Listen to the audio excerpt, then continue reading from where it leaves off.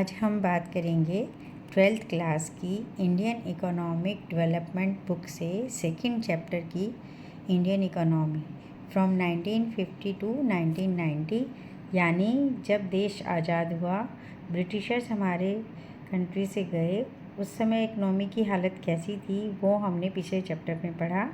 अब उसके बाद हमने क्या स्टेप लिए जिससे कि हमारी इकोनॉमिक डेवलपमेंट हुई। तो इसमें सबसे पहले हमारे जो ऑब्जेक्टिव्स इसमें डिस्कस होंगे वो हैं कि कौन कौन से सेक्टर्स पे काम हुआ, जैसे इकोनॉमिक प्लानिंग की गई, goals of the 5 year plan क्या थे एग्रीकल्चर सेक्टर पर, और आगे इंडस्ट्रियल, फॉरेन ट्रेड, और हम इसका क्रिटिकल अप्रेजल भी करेंगे। तो अभी हम बात करते हैं इंट्रोडक्शन की, कि हमने पिछले चैप्टर में पढ़ा था कि इकोनॉमी जो है उस वक्त बहुत स्टैग्नेंट थी, अंडर डेवलप्ड थी, और ब्रिटिशर्स ने बहुत एक्सप्लॉइट किया था, इंडिया के सारे रिसोर्सेज को बहुत ज़्यादा एक्सप्लॉइट किया था, इसलिए इकोनॉमी कंडीशन बहुत पुअर थी। लेकिन फाइनली इंडिया को 15 अगस्त 1947 को फ्रीडम मिली। आज़ादी मिलने के बाद अब हमें इसे बैकवर्ड और स्टैग्नेंट इकोनॉमी को एक डेवलप्ड इकोनॉमी बनाना है। उसके लिए गवर्नमेंट को, इंडिपेंडेंट इंडिया की जो गवर्नमेंट थी, उसे डिसाइड करना था हमें कौन सा इकोनॉमिक सिस्टम को फॉलो करना है, विदेशों में, वर्ल्ड में कौन कौन से सिस्टम फॉलो होते हैं और हमारे लिए कौन सा सूटेबल है।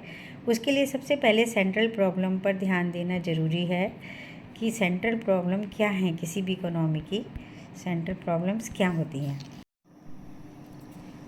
अब हम सेंट्रल इकोनॉमिक की प्रॉब्लम्स के बारे में पढ़ेंगे।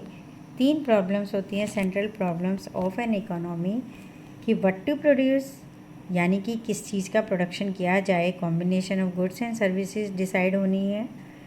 हाउ टू प्रोड्यूस, कौन सी टेक्निक यूज़ होगी, लेबर इंटेंसिव या कैपिटल इंटेंसिव, क्योंकि उस वक्त हमारे देश में बेरोज़गारी बहुत ज़्यादा थी और कैपिटल की बेहद कमी थी, तो हमें ऐसे तरीके भी ढूंढने थे जिससे लोगों को एम्प्लॉयमेंट मिले, तो लेबर इंटेंसिव टेक्निक हमें ज़्यादा सूटेबल थी।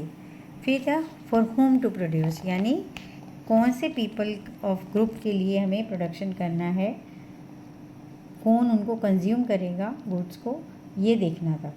इसको समझने के बाद हमें ये डिसाइड करना था कि वर्ल्ड में जो इकोनॉमिक मॉडल थे, कौन से सिस्टम चल रहे थे और हमें उनमें से कौन सा अडॉप्ट करना था।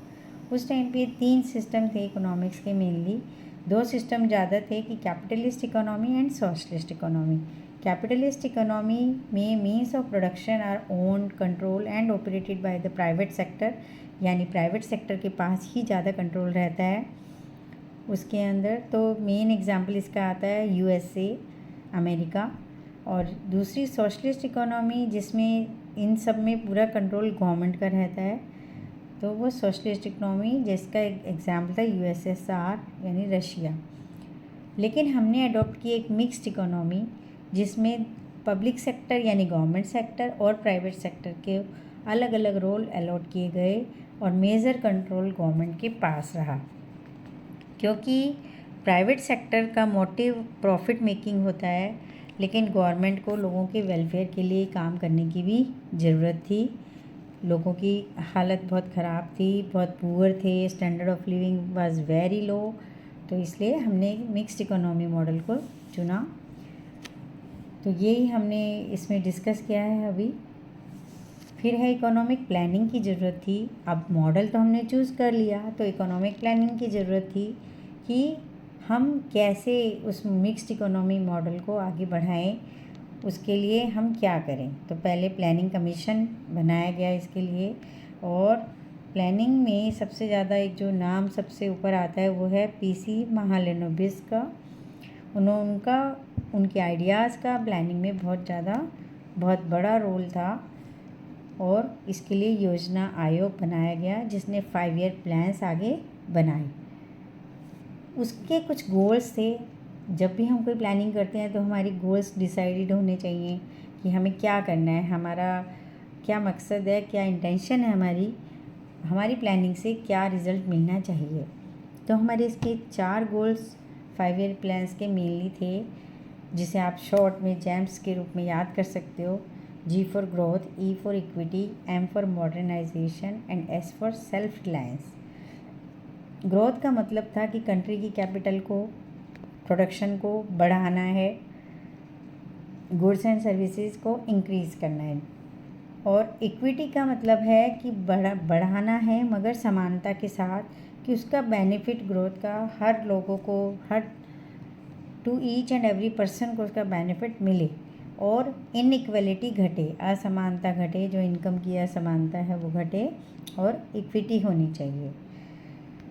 मॉडर्नाइजेशन भी ज़रूरी थी क्योंकि हमारा एम था प्रोडक्शन को बढ़ाना, उसके लिए नई टेक्नोलॉजी का यूज़ करना ज़रूरी था और साथ ही साथ एक सोशल आउटलुक में भी चेंज लाना ज़रूरी था। पुरानी मान्यताएं, पुराने तौर तरीके, उनको बदलना ज़रूरी था, पुरानी सोच को बदलना ज़रूरी था। तो मॉडर्नाइजेशन एक गोल रहा। और last not the least, self reliance यानी आत्मनिर्भर बनना, जो कि अभी तक जारी है और हमेशा रहना चाहिए, कि किसी और पर डिपेंडेंट ना रहें हम और अपने ऊपर ही अपने यहाँ सेल्फ प्रोडक्शन करें और आत्मनिर्भर बने। सबसे पहले एग्रीकल्चर सेक्टर आता है। जो भी हमें डेवलपमेंट करनी थी उसके लिए प्लान करना था, क्योंकि एग्रीकल्चर पर ही 75% ऑफ पॉपुलेशन डिपेंडेंट थी, जो उसमें काम करती थी, गांवों में रहती थी और खेती बाड़ी करती थी।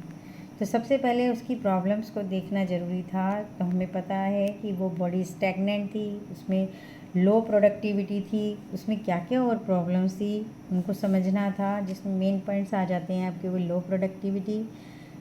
सेकंड पॉइंट है डिसगाइज्ड अनएम्प्लॉयमेंट, यानी कि छिपी हुई बेरोज़गारी। देखने में लगता था एक घर के सारे लोग काम में लगे हुए हैं, पर असलियत में उतने लोगों की ज़रूरत नहीं थी और ना ही ज़्यादा लोगों के होने से प्रोडक्शन में कोई इंक्रीज़ हो रहा था। तो इसलिए वो एक छिपी हुई बेरोज़गारी थी, वो बेरोज़गार थे लेकिन ऐसा दिखाई नहीं देता था। तो डिसगाइज्ड अनएम्प्लॉयमेंट थी। बहुत ज़्यादा डिपेंडेंसी थी रेनफॉल पे, बारिश आएगी तो ही फसल होगी, अगर नहीं आती थी तो सूखा पड़ जाता था, सिंचाई की व्यवस्था नहीं थी, ये भी बड़ी मेजर प्रॉब्लम थी। सबसिस्टेंस फार्मिंग थी, अपने ही खाने के लायक फसल को उगाना और बाज़ार में बेचने के लिए सरप्लस नहीं होती थी, मार्केटेबल सरप्लस प्रोड्यूस नहीं होता था। ये एक उस वक्त की विशेषता रही है। आउटडेटेड टेक्नोलॉजी का यूज़ होता था। आपस में टेनेंट और लैंडलॉर्ड यानी जो ज़मींदार थे और जो काम करने वाले थे उनके बीच में झगड़ा रहता था। और इन सब में एक ख़ास रीज़न था स्मॉल लैंड होल्डिंग, छोटी छोटी ज़मीनें थी, तो वो उनके ऊपर न्यू टेक्नोलॉजी का प्रयोग या मशीनों का प्रयोग नहीं हो पाता था और लेबर्स की ज़रूरत पड़ती थी। तो ये कुछ थी प्रॉब्लम्स एग्रीकल्चर की, जो कि दूर करने की और उनके ऊपर ध्यान देने की ज़रूरत थी। तो उसके लिए सबसे पहले लैंड रिफॉर्म्स लेकर आए गए। वो बहुत ज़रूरी चेंज था किसी भी एग्रीकल्चर की कंडीशन को चेंज करने के लिए, जिसमें कि ज़मींदारों से ज़मीनें लेकर जो खेती करने वाले लोग थे उनके बीच में ज़मीनें बांटी गई, छोटी छोटी लैंड होल्डिंग्स को मिलाकर बड़ा बनाया गया और इक्वलिटी लाने के लिए काम किया गया। क्योंकि ज़मींदारों का तो सिर्फ लगान वसूलने का ही काम रहता था, उनका कोई इंटरेस्ट नहीं होता था कि खेती बाड़ी ठीक से हो रही है या नहीं, ज़मीन उपजाऊ है उसके लिए कुछ करने के लिए या सिंचाई के साधनों को डेवलप करने के लिए, उसे सिर्फ अपना लगान वसूलना होता था। तो उन्होंने ज़मीन के ऊपर, भूमि की उपजाऊपन पर बहुत कम काम किया था। तो लैंड रिफॉर्म्स लाने ज़रूरी थे। लैंड सीलिंग लगाई गई कि एक निश्चित लैंड होल्डिंग, उससे ज़्यादा साइज़ की लैंड किसी एक व्यक्ति के पास नहीं होगी, वो इतनी इससे ज़्यादा ज़मीन अपने पास नहीं रख सकता है। तो वो जमींदारी प्रथा ख़त्म की गई और लैंड रिफॉर्म्स लेकर आए गए। एक निश्चित सीलिंग तक लैंड दी गई और जो टिलर्स थे और उनको ज़्यादा अधिकार दिए गए। इसी की वजह से 1960s में जो एक एग्रीकल्चर में क्रांति सी आ गई, क्योंकि उसमें नए HYV यानी हाई यील्डिंग वैरायटी सीड्स का उपयोग किया गया, सिंचाई की नई व्यवस्थाएं की गई और उसकी वजह से एक क्रांति आने की वजह से, क्योंकि हरित क्षेत्र में आई थी तो इसको एक ग्रीन रेवोल्यूशन का नाम दिया गया। तो इस तरीके से एग्रीकल्चर में इतने रिफॉर्म्स किए गए कि कहाँ तो हम सब्सिस्टेंस फार्मिंग पर थे, लेकिन अब इतना उत्पादन होने लगा कि अपने देश की जो खाद्य ज़रूरत थी उसको पूरा करने के साथ साथ विदेशों में भी हम अनाज भेज सकते थे, उसको बेचकर ट्रेड करके अपने देश की इकोनॉमी को बढ़ा सकते थे। तो अभी तक इस स्लाइड में इतना ही इस वीडियो में, और इससे आगे हम इंडस्ट्रियल सेक्टर पे बात करेंगे अपने अगले वीडियो में। Thank you.